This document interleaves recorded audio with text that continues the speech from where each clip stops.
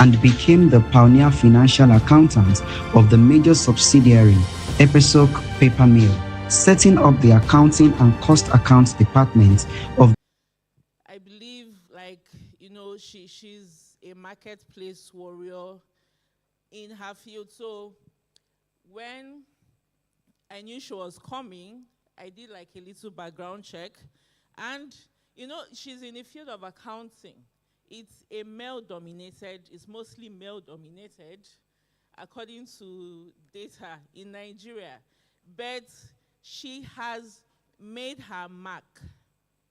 A fellow of ICANN, taxation, the Institute of Taxation Nigeria. I'm sure it hasn't been an easy path, but she has made her mark. So I would just like to ask, ma'am,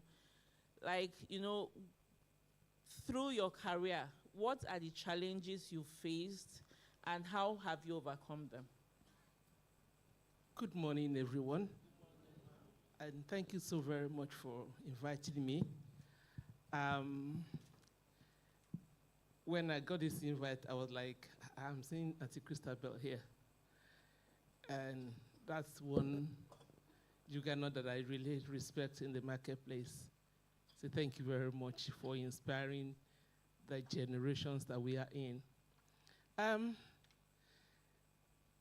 I wouldn't say it's been easy. First, I've had a lot of firsts. Where I started my career in Onward groups of companies in 1988, I was the very first and the youngest female. I was the youngest accountant, and I was the first female to occupy that position. And I think then I was 22 or 23, 22. And I remember I had to set up a lot of things, and I got comments like, I've been doing this for the past 25 years, and I was 22.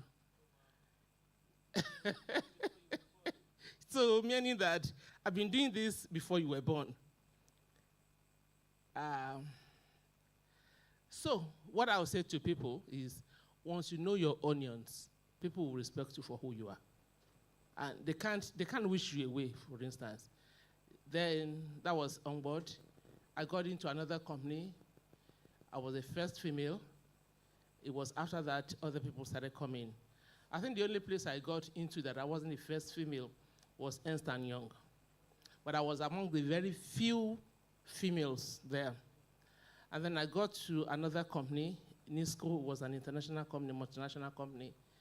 I was the only female and also the youngest but the most senior Nigerian. And I wasn't married. I had a lot of comments like, I have your type at home. I had comments like, a woman cannot control me. And then I started my own practice. And I had a male colleague, someone who I had employed, was rude to my client, a female client. So I told him to resign, or to apologize to the woman, or resign. He chose to resign. I told him, and he told me that, look, where I am from, women don't have a voice. That he is the last born, he's a male, but where he is, his sisters, older siblings, can't speak. And I told him, look, this is Lagos, number one. Things don't happen that way here. Number two, I am a Christian, and before God, we are equal. And so you're not going to disrespect anyone on account of gender. So I take exceptions to that. But what I tell ladies is don't look for handouts. Truly work to deserve wherever you are. Let it not be like, oh, we are giving you that role because you are the only woman. Everywhere I have worked, I have earned it to the glory of God. Thank you. Thank you, ma'am. So I would like to follow up on being, you said you've been the first in most of the places you've been at. So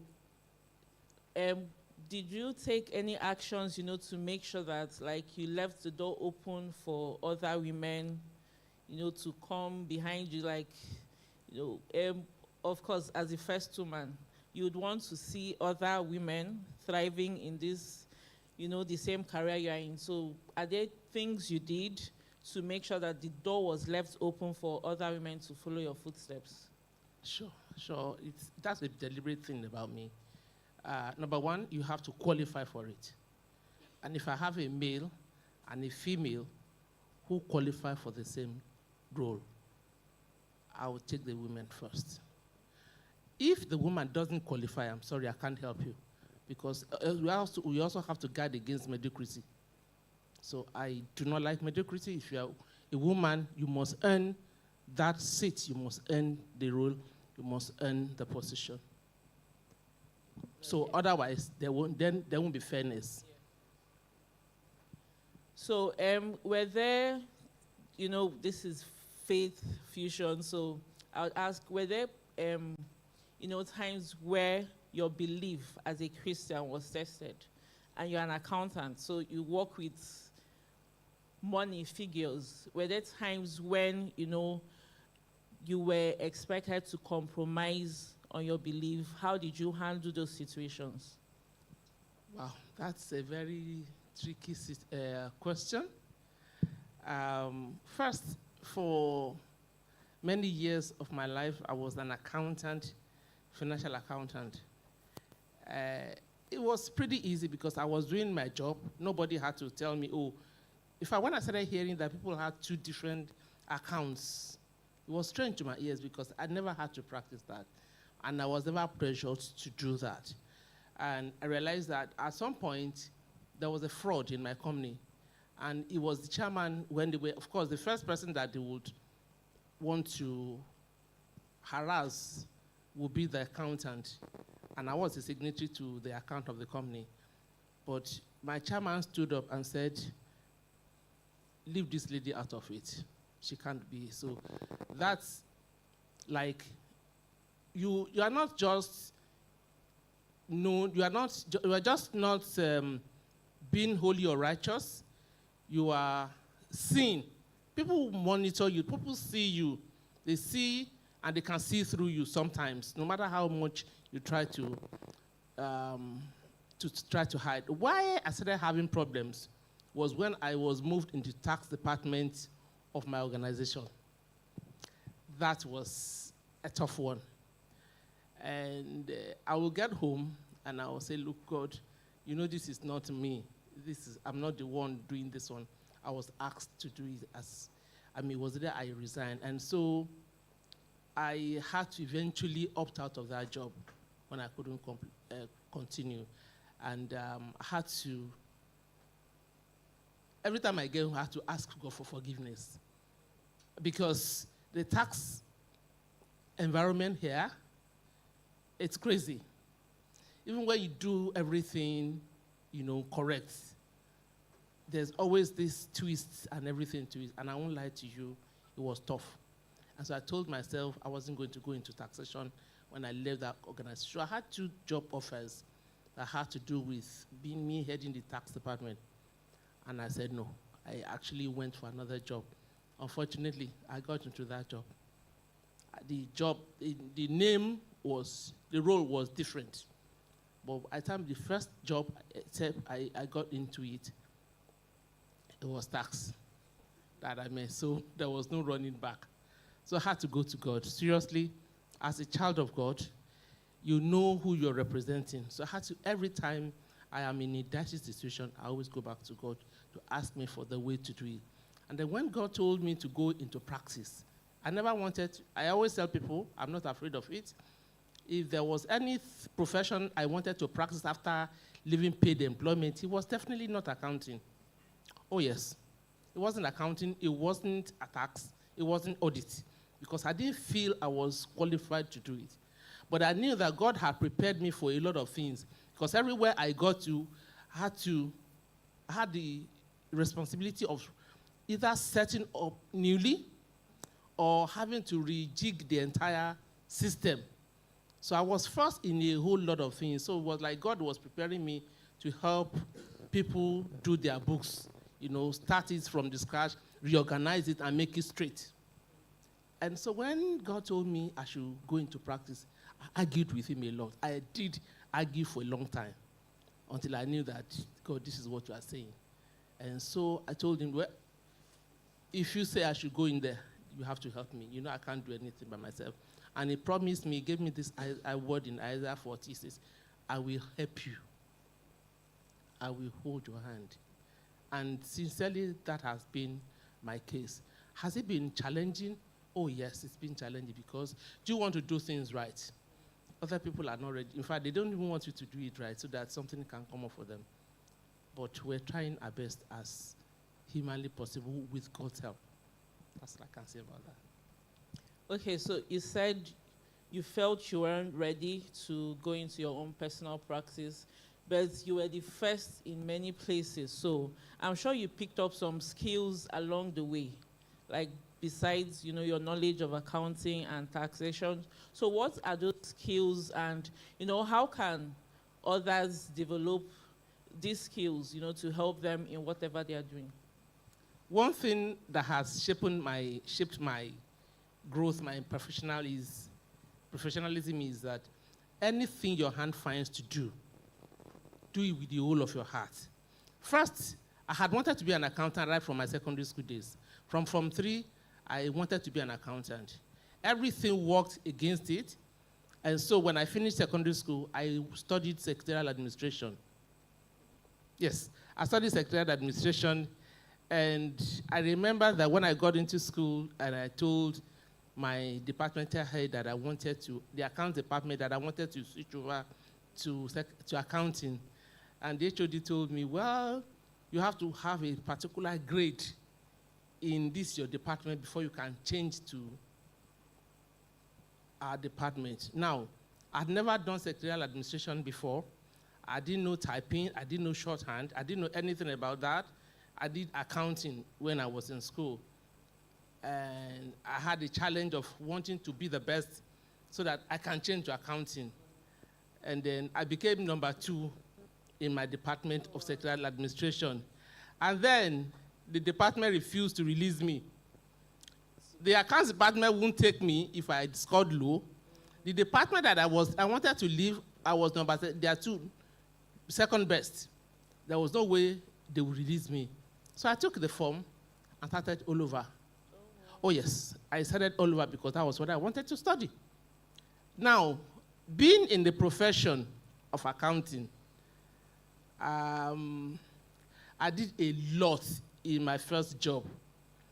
Like, I had someone, my GM, who had just retired from the civil service. And the civil service structure is different from the private sector. And so everything that came to the man's table, he simply would minute on it and send it to me to handle it. I was young. I was naive. But I had to do with LC. That was when they were doing LC. I had to do with recruitment. I had to do with distribution, appointing marketers and distributors. I had to filter them. Meanwhile, there was no internet then, so I couldn't go to the internet to learn anything. Okay, so I had the challenge of creating a lot of... Meanwhile, Onward, the episode paper mill was a baby of Onward. So it was completely new. Nobody had been there. I was the first accountant, and I was young. And this man came and pushed everything at me. So I had to do with all that, all right? And then I got into all the other jobs. My second job was with system specs after that. And I had never touched a computer before. And I got into the job. They gave me one big book like that, this tall, and a desktop.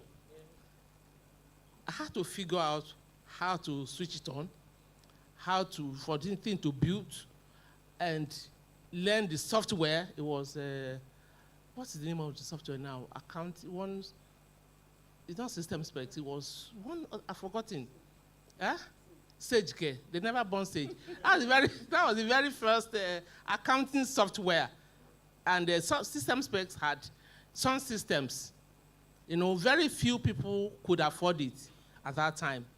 And I was employed as a consultant, as an accountant to implement the software for companies. Nobody to teach me. So I had to teach myself on that. So I had to develop that ability to learn things, to research, and to be able to take on challenges, on that job. I didn't stay long on that job, but within the few months that I stayed there, I was able to implement at least 3. I remember Unique, I remember, I think, Cornerstone, and Chi. Those are the 3 companies I was able to implement the software for within that short space. Remember, I never had prior knowledge. I had never even, because where I was coming from, we had a computer department where all the invoices, what they call EDP, Electronic Data Processing Room. So all the invoices will be sent to the department where they will post all the transactions, and then, so you didn't have anything to do with. There was I, face to face with a computer that I had to navigate, not just the computer, the accounting software. But I knew that I knew accounting, I didn't know computer. So I had to find a way to merge the two, get the skills. So I've had a lot of first in those. And then I got into EY. Again, I had known how to use a computer. And then I left EY for the oil and gas sector, where I then came with a lot of skills. I had to manage the pension. Then the pension was just coming into, in fact, they had not even signed the new pension law. They signed the new pension law in 2004. I joined the company in 1996. And so I had to head the pension administration, The tax was the first for me. In fact, the tax department had nobody. And this fine story about that tax was, I had gone to have my baby, my first baby. And before I came back, my job had been taken from me. They couldn't sack me. I had not done anything wrong, so they couldn't sack me for the company's policy. But I was jobless. So they said, oh, there's a room there, so go to that room, go and you'll be staying there. Somewhat like making me redundant so that they will have the next opportunity, I'll be out of the way. And then, fortunately, that was the time Adekola came. For those of us who remember, the tax drive during Buba Marwa, tax drive was heavy, and so they dropped everything on my lap. For the first time, I handled tax. You do tax as part of your curriculum in school, but that was the best you did. And in Nigeria, the gap between the practicals and the theory is really very wide. And so I had to take on that challenge. Again, there was no internet where I could search. So I had to be reading tax books before I could respond to tax queries. And within 1 year, our CEO from Paris showed up. I was asking where I had been all their lives. That is the impact that I've had within that short space of time.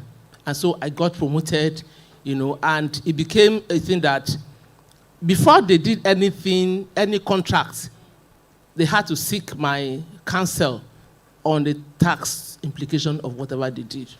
A thing that never happened in that company.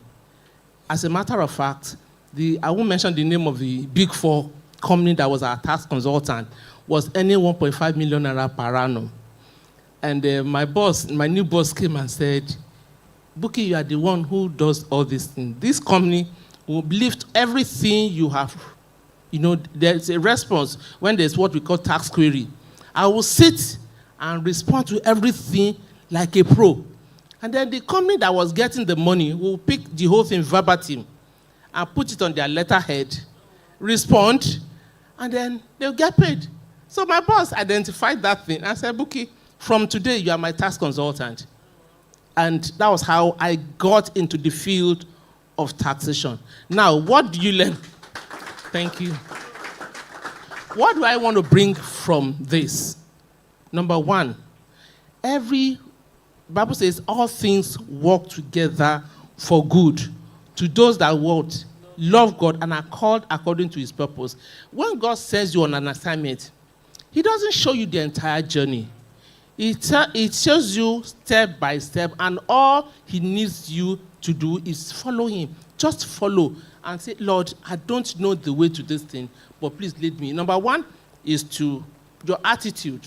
You know, when I came back from maternity leave and they pushed me on that side, of course, as a human being, I wasn't happy, right?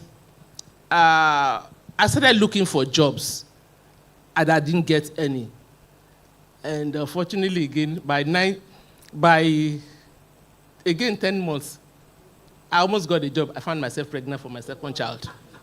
So it was like God was saying, look, madam, just stay here. But then you could just leave 3 o'clock and then go home. I didn't have anything to do. But that became a challenge for me. I started reading because I'm a very active person. I can't stay idle. So I started reading about taxation, to make the best on that seat. And actually did. And I'll tell you frankly that in this practice, what brings us most revenue, at least 80% of our revenue come from taxation. So what am I saying? God was preparing me. Man were doing their own things to frustrate me on the side, but God was preparing those things for the future. Like Joseph said, you people meant it for evil, but God meant it for good. Every experience, whether good or good again, unquote, that we don't like, it's working towards something. If you have a heart that is perceiving, that's resting in the Lord, that is also very careful not to jump into conclusion, to become angry, become bitter, and become resistance to the change around you, you will see that within that thin line, there's God's hand in it. And then that works for your good. Please, let's give her a round of applause. And so you mentioned, having your child, the first one, and then the second. So at this point in your career, you are married, you are having children. How did that affect your career? How were you able to balance it? How did it affect your work and then the home? Yes. Thank you. They say after salvation, the next best thing that happens to you is the person you marry. And that's why I tell young people, butterflies in your stomach, it doesn't last for long. So love is not always enough. And that's why you need to talk to God first. You may not see why God is asking you to marry this particular person. Only he knows. So I'm married to my friend. I'm married to somebody who genuinely wants my progress and who I call my cheerleader. Even when I thought I had lost it, I lost respect or confidence in myself at some point. But my husband will push me forward. I said, you can do this one, and I will go ahead. So when we started having babies, my husband and I, both of us would be in the kitchen together.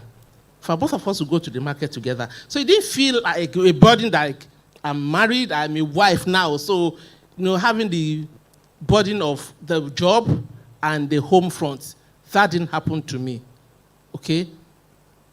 Up till today, my husband will make my breakfast. He will make my lunch, and he will make my dinner. Whoever gets to the kitchen first does what needs to be done.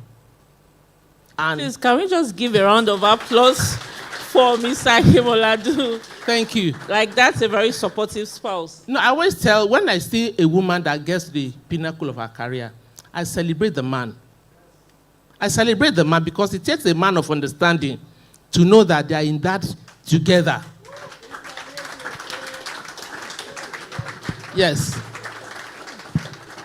Thank you. Because you know what? As a man, if you come with just stereotypes and traditional beliefs that I am a man. And so it's a place of the woman is in the kitchen. You're setting yourself up for danger. Number one, you can't provide 100% for the home, whether financially, emotionally, psychologically, or spiritually. You can't. It's not in your place. That's why God gave you a help that's meant for you. So now, if you put the woman and say, oh, your place is just go and be praying and then cook, and then she wants to work, and you don't allow her to function, to rise. Life is always like curves and bends. When the twists come, that's when the burden, you realize the burden comes on you more. And then, if the woman is the type, maybe the woman, you use the woman and she dies. Some women, some of us were raised to believe that, yes, our home is in the kitchen. And so you want to cook for your husband, you want to do this, you want to go to work, and then you come back and you are exhausted. Over time, the woman becomes very old, aged, while still young. And then ultimately, probably she dies. They say it's easy for a man to marry. It's not as easy as that. Not even when children are involved. So if the woman dies, you now have to start all over again, looking for love, looking for the woman that will take care of your children that you have. The woman is coming with her own baggage.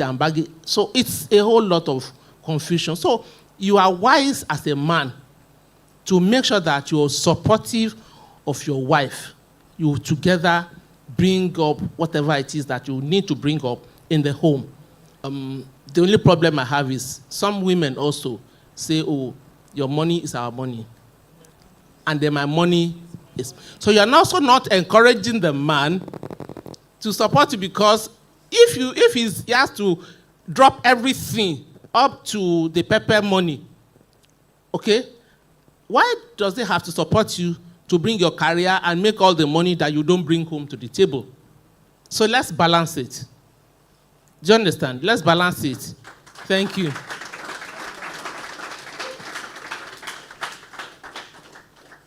So that was for the married women. What advice would you give to our single career ladies? Like how can they build support systems that will allow them thrive in all aspects of their lives? To our singles, number one, you have to know yourself first, and you have to understand your purpose. And you are going to be a help meet for someone whose careers, whose goals, whose values align with your purpose. If you don't, there's going to be a problem from day one. Forget the height, the beauty, or the charm of the guy. Forget his pocket. It's a matter of time. Some guys come, he has a very good job. Those jobs may not last forever. Things happen in life. Like my pastor used to say, life happens to people. When the life happens to them, are you ready to go the hog with this guy? When life happens to you, is this guy ready to go the whole hog for you? About 11 years ago, 10 plus, I had a very major health challenge. And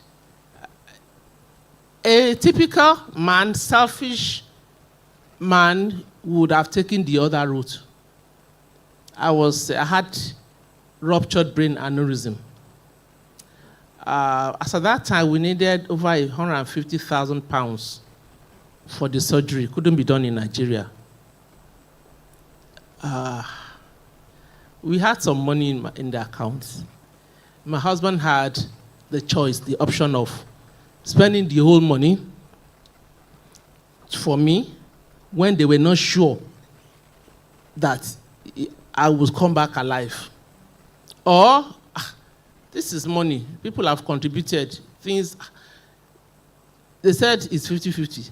Why do I have to take that chance and spend all this money and then she still dies? Am I communicating? It's a selfish person would say that. I say, We couldn't get it, and then ultimately it's the sickness that was the killer. But he took a chance on God. He had the faith, and he went with me. My family members were the ones that said, Buki, Okolokwe, I mean, that your husband is a man. Is a man indeed that stood by you all through this process. He could have abandoned it. I had a colleague who was diagnosed with one, I think, leukemia or something. The guy walked away on her. Unfortunately, he died before the lady. They died within the space of 1 month. Oh, yes. The guy walked away and married another person while the lady was still alive. What am I saying? There's no way for you to know. There's no way as a lady or a man. And please, if you are single, whether man or woman, it's important to seek God's face. I'm not saying go and meet one pastor. If you don't know God, how God talks to you yet, that's the first thing. If you have not understood how God talks to you, go and learn it. Go and ask him. And start from the little things. Like you are coming to the church and the Holy Spirit says, and you had a man of coming to sit where my brother is here. And he said, no, don't sit in that place. Go and sit in that place. You obey. You have passed number 1. The next thing, you want to give an offering. I say, it is 1,000 naira that I have made up my mind to give today. And you have 5,000 in your pocket. That's all that you have. And the Holy Spirit says, drop that 5,000 naira. I said, am I stupid? I said, drop that 5,000 naira. And you, whether reluctantly or whatever, you drop it. You know you are getting closer. When you obey God in little things, he gives you instructions for greater things. I always told even my children, I said, look, when I met my husband, it was not the best of the man that I could. In my own estimation, I would never have married him. Oh yes, as a young lady, I didn't like him. He didn't tick the boxes. The only box he ticked was that he was a lover of God. The biggest box he ticked was that God told me. And he said, you are about to miss my will for your life. For 3 years, I ran away from him. Until God said, you have idols, multitude of idols in your heart, and I'm going to answer you according to the multitude of idols in your heart. So it was the two of us. So he too, he ran away. He went to minister. He went to propose to another person. Because according to him, I also didn't tick the box. Do you understand? I was too, as far as he was concerned, my husband is a very conservative. If you know, those who know him know. He's a very conservative, we call him deeper life brother. Me, I'm the funky, I've always been funky. So if you look at me, you say, this one is not a serious Christian.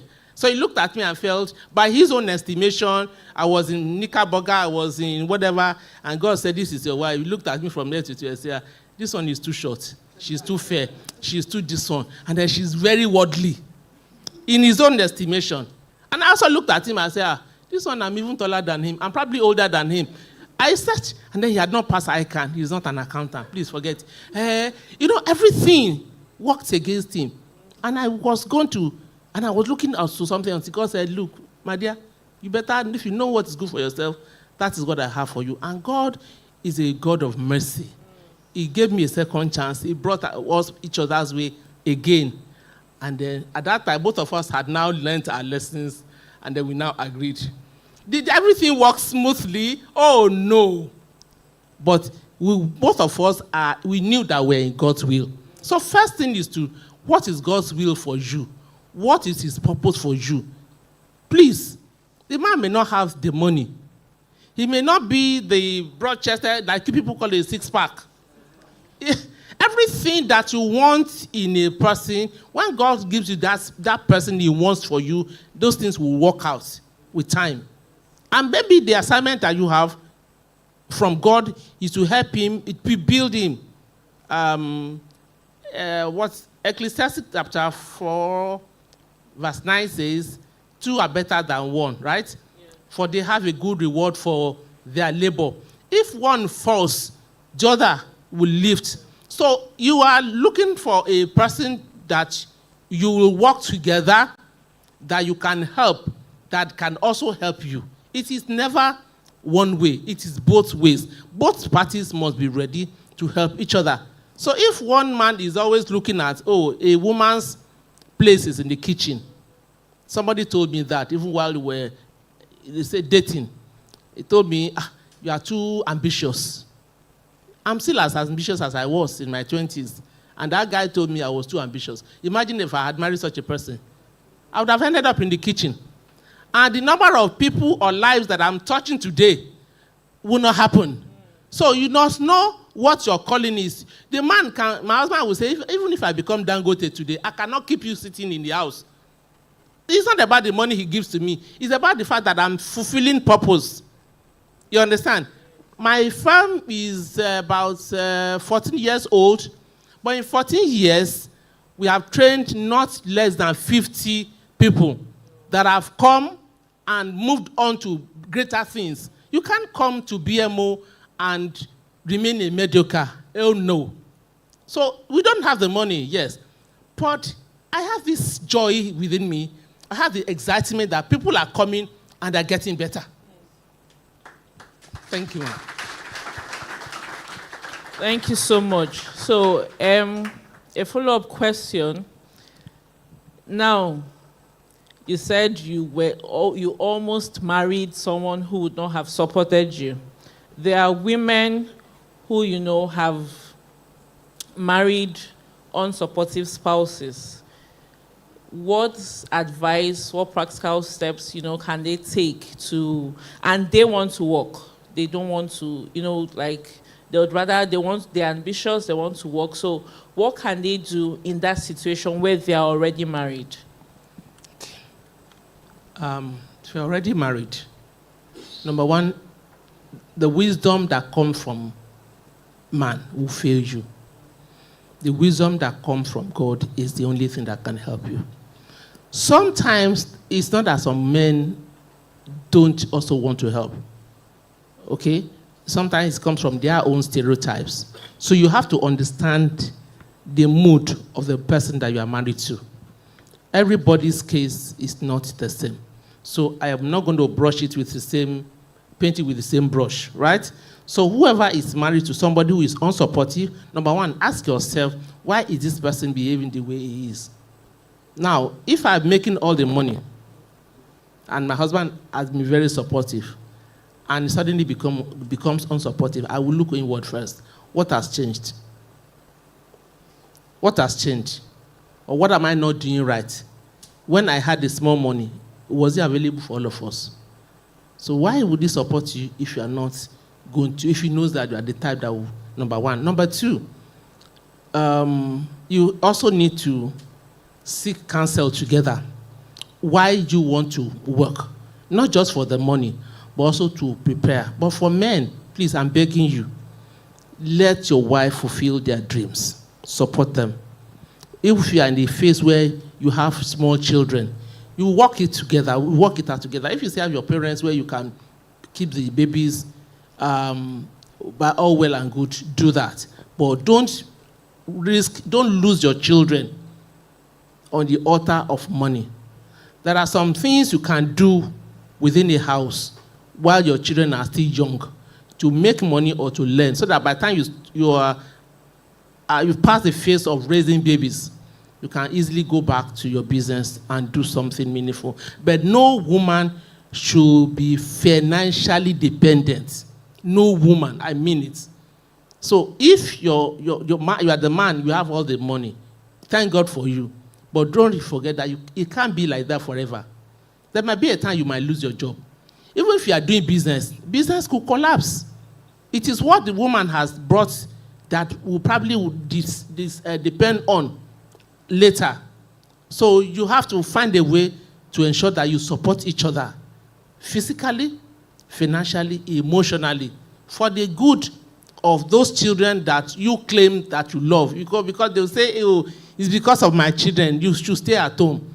If the woman has a better job, then the man should go and do business and start raising the business so you can be at home for the children. Then the woman build her career. I see somebody like Mr. Bukunola. That woman is my role model. I love her to bits. You know why?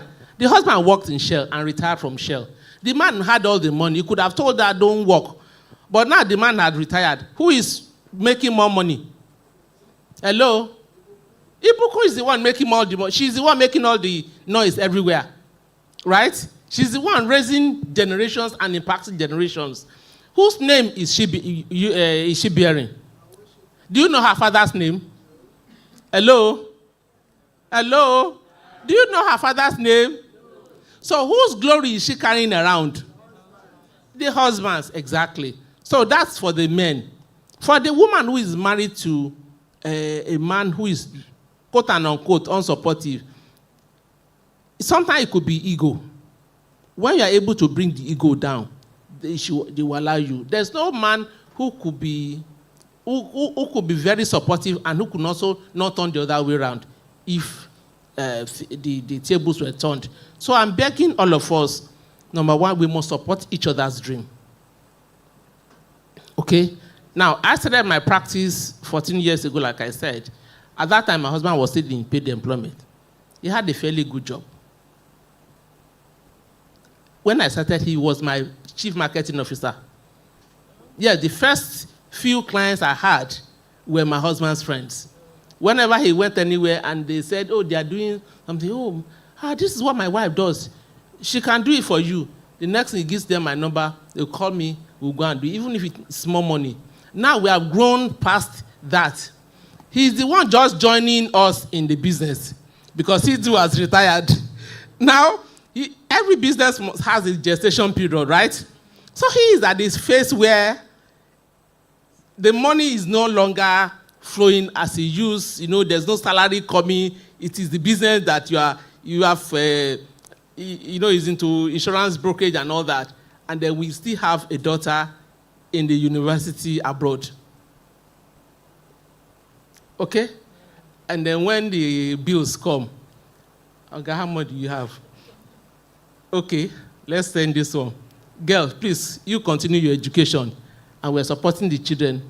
We have to support the trips and all that. And then when the money comes, he says, I take this one. I don't think I have this all I can have for now, but just take it to support. Is it a travel or this clinic? He is at peace with himself. People look at him and say, your husband is looking younger. I say, yes, so because it's stress, always something you know better than the other person. If it is, now people do online training. You are a teacher. Get online students. The person who trained our daughter when she was doing her A-levels in economics, our daughter was in the UK. The lady was here. They did online classes. And she had A in the online classes. And she had A in the economics. She's a science student. Do you understand? So she had, and now the lady, she's in Canada. She has about 3-4 students that she lectures online. So you can do a lot of online work. You can work from home if you are still at the phase where you have children. If you are not like that, you can learn some other things that can help you make some money. But don't live your life dependent, and don't live a frugal life. Again, men, women, please live a very frugal life. Please live a very frugal life. Don't be it's good to be a fashionista. But you have to moderate everything. The clothes that you buy today, in the next how many years, even if the best of the designers, it will have become outdated. But the money you spend investing in whatever it is that you are investing will grow. And at that time, you'll be able to afford those things that you can't afford now. So 2 things, be deliberate about what you want to do. Know your skills. Your skills are the treasures that God has given you. And so you'll be able to manage them and make some money. So don't say, oh, my husband is not supporting me. Maybe you will not go for paid employment, but you can do things at home that you can earn a living for, decent living. Thank God for technology.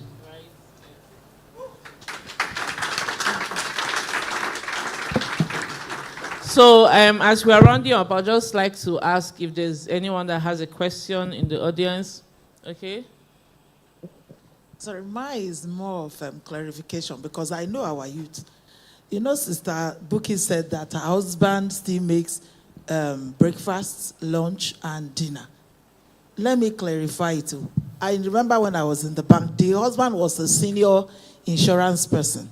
The man is not jobless. It's not as if he stays at home to prepare food so that we don't go home and go and be telling our husbands or that, hey, maybe you heard that woman. She said the husband makes breakfast, lunch. No, the man, they're busy. What she was trying to say is that in their home, because I know them, the husband does the same thing as herself. So it doesn't matter who prepares food. I don't know if we get that correctly. Yes, we so men, please get busy. Thank you. Secondly, the truth is this. For weekends, when I'm available, when I make myself available, I cook all the soups and whatever and portion them into the freezer. So during the week, I work better in the night, okay? So I usually sleep late. And because I sleep late, I wake up late. My husband, by 10 o'clock, he's in bed. And by 5, sometimes 4, he's up. He will do his prayers and then go to the kitchen. He doesn't joke with his stomach. So he will make the meal, make him for himself, and then will make for me. And he does it because he doesn't see it as a burden. Yes. That's what I'm saying. He doesn't see it as a burden. And whoever gets to the kitchen first prepares the food. So it's not a traditional way of doing things, and that's the way we have raised our sons too. That's wonderful. Do we have any other questions? Yes. All right. Thank you very much. So you talked about how at some point you were rendered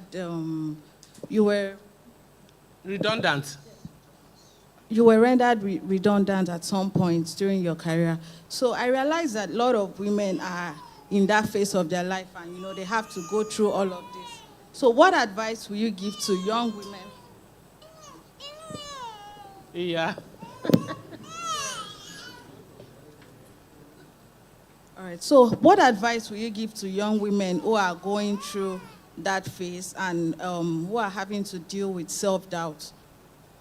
Thank you. Self-doubt is what happens to you when you're out of job for a time.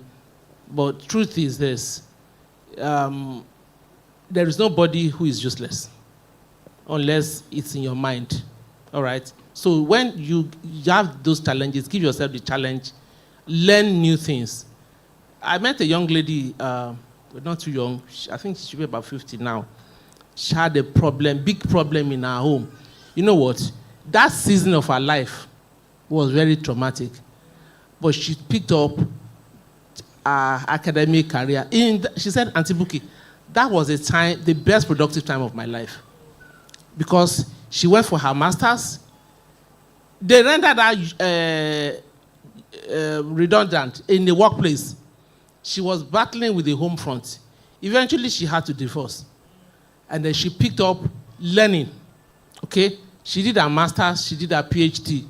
I saw her the last time I saw her, I said, when did you become the doctor? I said, until all the time that these people were doing whatever they were doing. I used the opportunity to go back to school. One thing that does to you is that it takes your focus away from your challenges. You always have new challenges. Am I communicating, Buki?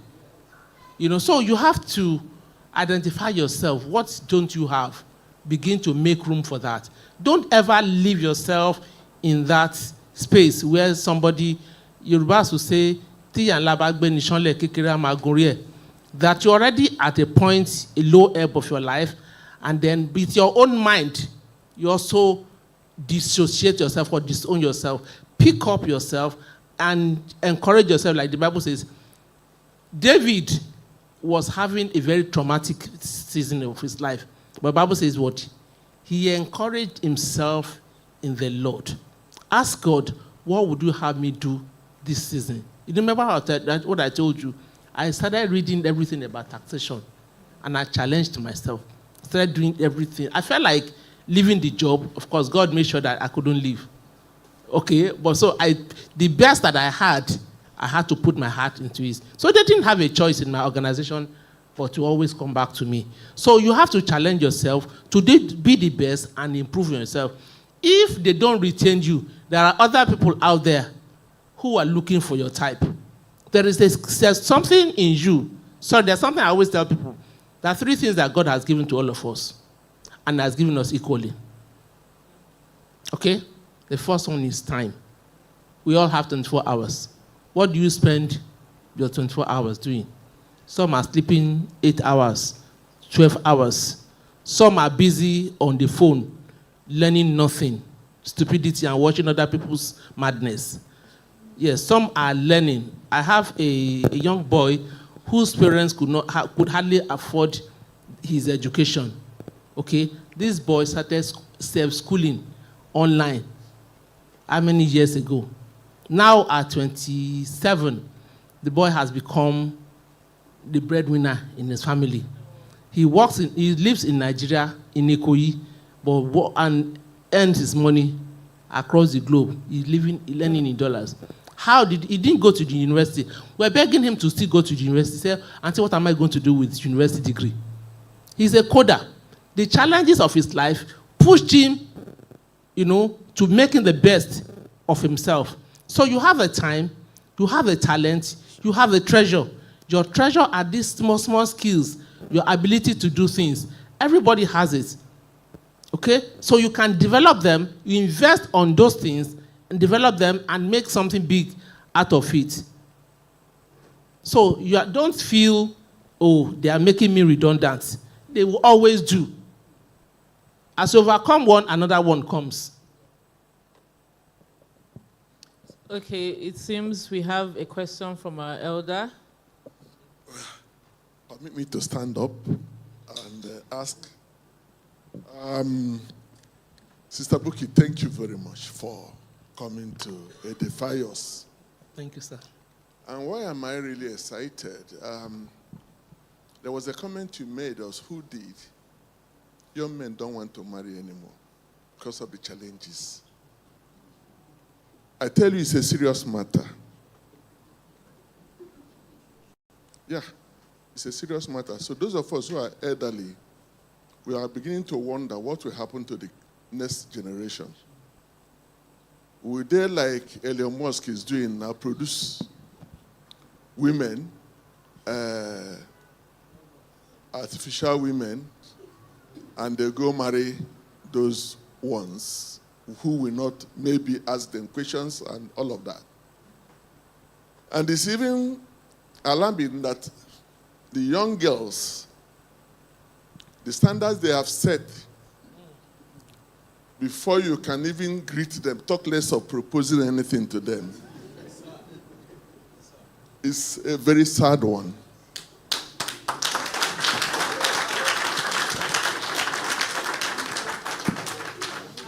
So what I stood up to do is not to ask you a question. I've thanked you, but to support you, to say 2 or 3 things based on my experience. And your husband's experience is not too far from mine. And your husband happened to be my friend, though we didn't know until recently we came over here. Guys, I stood up because of you.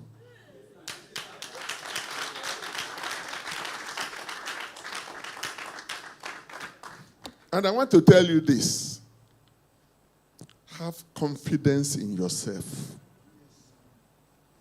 And when I mean have confidence by yourself, luckily you have come to know the Lord. Back it up with knowing God. There's nothing you cannot do.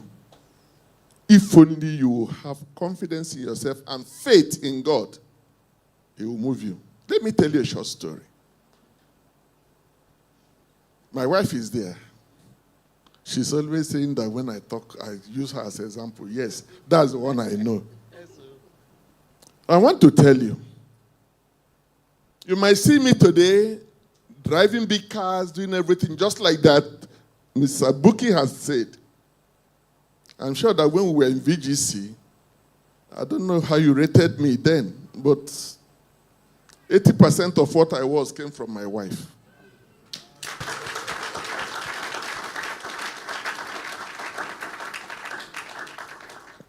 When I met my wife and we started getting there, we started our life in one tiny little room in my uncle's house.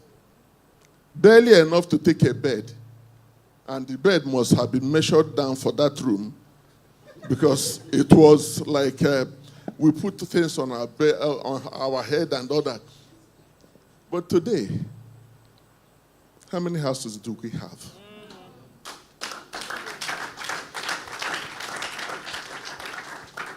Perhaps the only car I may not be able to buy now if I wanted to, maybe a Rolls Royce. But if I really wanted to, I would buy one.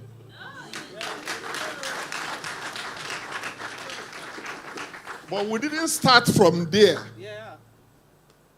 We did all the leggings, entered all the motorways. In fact, one day I took my wife to enter a Bolekaja. Mommy, was it Bolekaja or what do they call that one? Molue. It was a luxury to enter Danfo. Yeah. Molue. I will enter Molue from Yaba to go to Ikeja. In fact, I became an expert that I was always comfortable in Molue. There was the day I wanted to try Bolekaja. And here was a prince with a millionaire father. I was doing all that here. So what am I doing? Is it to take care of? I used to have joy to cook for my wife. I won't begin to tell you so much because she has said it all. But I want to encourage you. Stop running away from marriage. Stop running away from marriage. You may never know. Your luck may be tied to it. You may never know. And don't marry by sight. Tell God. He will direct you. And don't be disturbed by, oh, she's a very stubborn woman and all that and all that. If she loves you, she will mellow down. That's one of your major tests. If she loves you, she will mellow down. And if she mellows down, go for her. And don't judge your own self. I'm not adequate. I don't have money. I don't have... No! Go by the boldness God has given you. You may be surprised that will work with 3 cards to say, I want to marry this man. Not even your bags of money. These are few advice I want to give so that you will marry human being, not machine. Please, and you will marry a woman, not a male woman. And God will bless you. Amen. I can tell you nothing is better than marriage. Nothing whatsoever. I used to salivate to wait for my wife to come home. I'll be as if I'm hungry. I'll be waiting for my wife to come home. And if I went out and they were harassing me outside, I've given them time, 6 p.m., I'm already on my way home because I'll be waiting for my wife to come back. So, I hope I've encouraged you. Yes, sir. It's not just, I say this so that you don't think Buki said all these things because she has rehearsed what to say. She said it out of experience. And so many of us, if you call us to talk, where is Pastor Wale? Yeah, Pastor Wale is there. You heard how she was describing the wife. Do you think he was faking it? Do you think he was faking it? But it doesn't come easy. It comes easy when you enter. And you are prepared to endure. And you are prepared to love. Facing God. The sky is your limit. Don't judge your present position. Look up to God for where he's taking you. Thank you. Thank you so much, Elder. This has been a really interesting session. I would just take Sister Deborah. She has been waiting.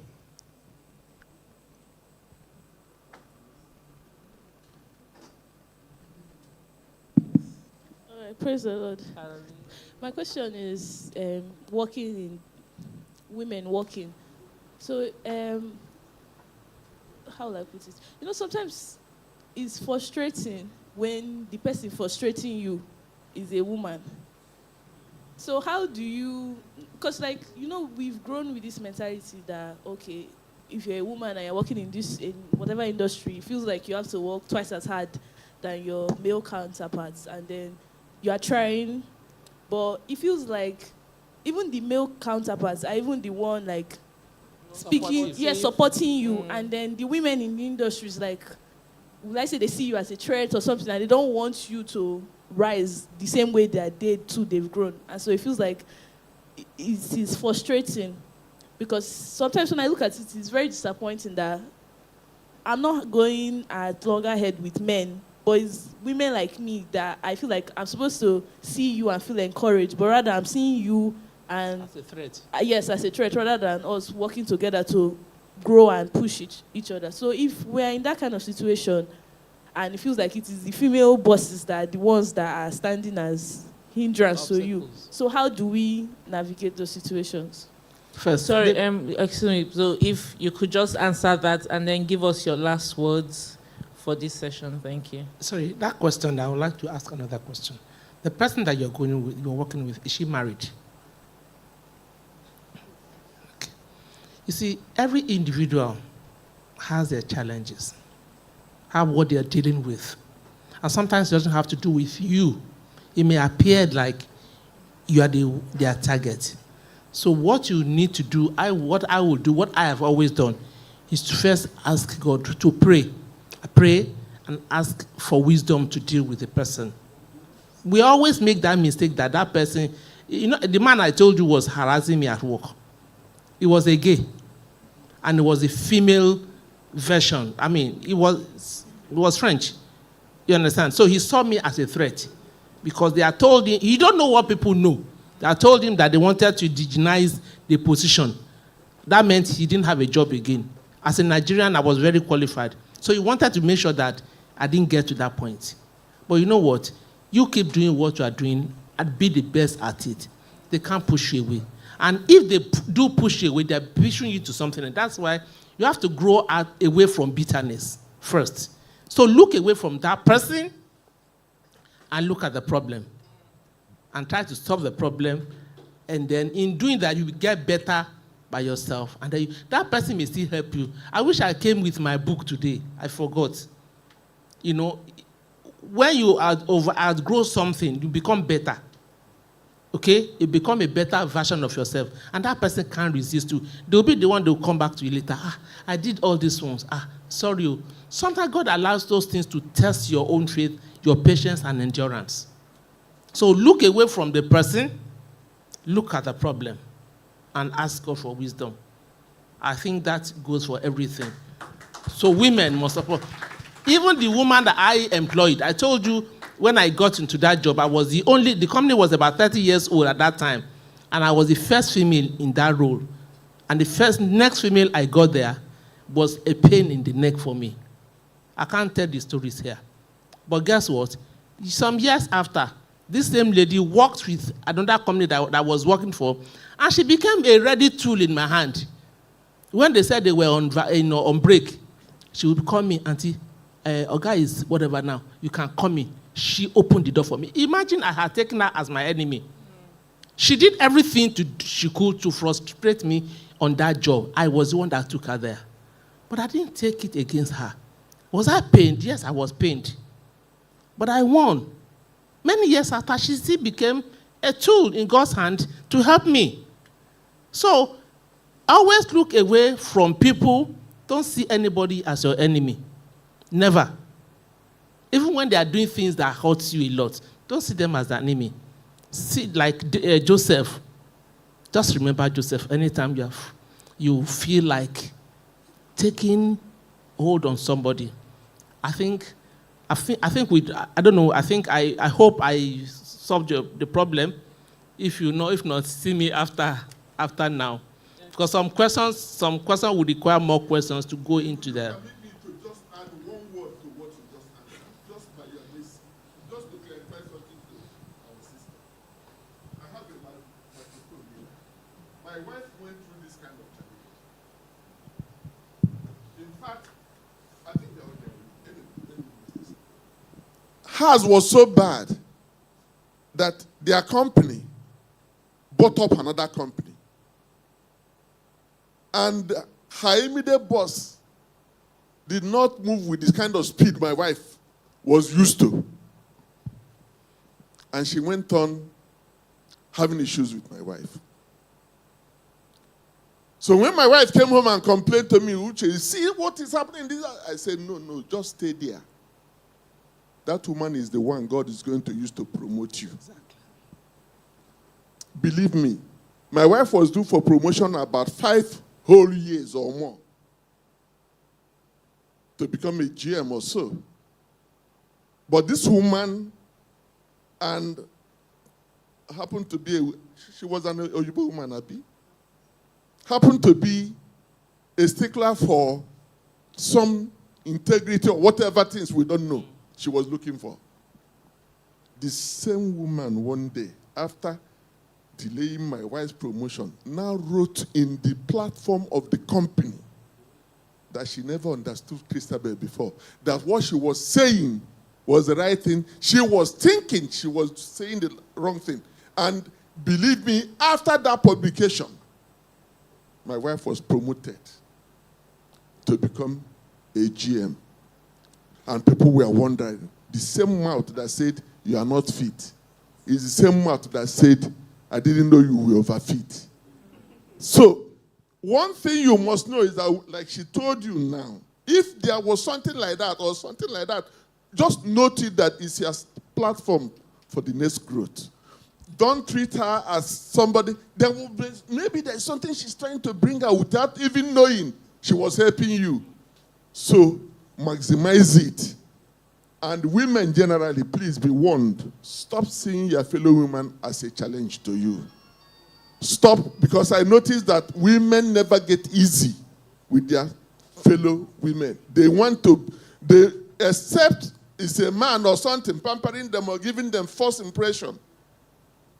They are likely to kick against it. Thank you very much. Thank you, sir. So this has been very interesting. We've overshot our time. I'm sure, we really enjoy having you, ma'am. It's been really interesting. And so if you have any other questions, you can meet me or meet her when we are done. And I'm sure she'd be more than happy to answer your questions. So as we round up, general advice to us women, how can we future-proof our careers and other aspects of our lives? Thank you very much. The last note, number one, you are God's child. You are God's choice. You are the apple of his eye. You are the best thing that can happen to any man that comes around you. So have that confidence in yourself that God has your back. But you walk with him. Your ears must be drawn to his mouth so that you hear him per chance. Number two, that don't ever see another person as your problem. No human being is your problem. Whatever it is, take it back to God and ask him for wisdom. He is always there to help us. Number three, you are not, no matter what level you are, your best is yet to come. And so don't give up on yourself. Keep hoping, keep moving, keep learning. Keep learning. Keep what? Learning. Keep learning and keep stretching yourself. Your best is yet to come. Thank you, and God bless you. Thank you very much, ma'am. So I'd just like to call on...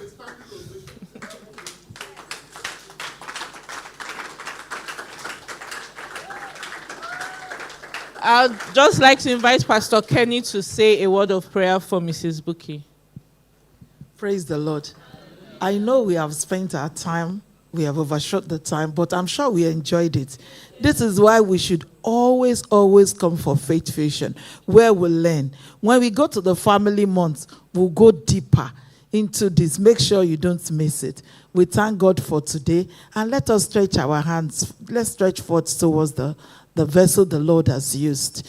Let's declare best to come She had seen good, but her best is yet to come. That the Lord who has started with her from that humble background, from career to marriage to motherhood to speakers to everything, that hand we not cease. That the presence of the Lord will overflow her life. And the same God who has helped her all this journey will never leave nor forsake her. She will have started well, she will finish well. She will continue to be a vessel of honor and be a vessel of great influence for the youth. And at the end of it, she will not lose her reward. When the time comes, the voice will be, welcome, my servants. For in Jesus' wonderful name we have prayed. Amen. Thank you, Lord, for every one of us. As we go, Lord, let your presence go with us. Thank you for talking to us again.